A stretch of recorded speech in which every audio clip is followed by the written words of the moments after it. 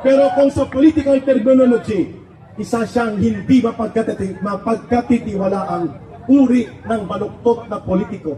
The definition of a decadent politician is none other than Martin Romualdez. Isa siyang putoy. Kaya hindi siya tanggap ng mamamayan.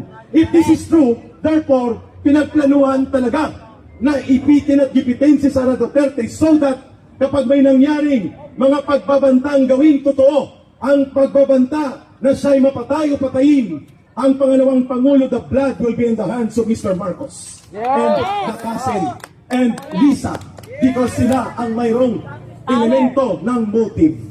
One of the important elements of crime ng murder ay ang motive. Pangalawa ay ang iyong means to execute the motive. At ang pangatlo ay ang pagkakataon or opportunity.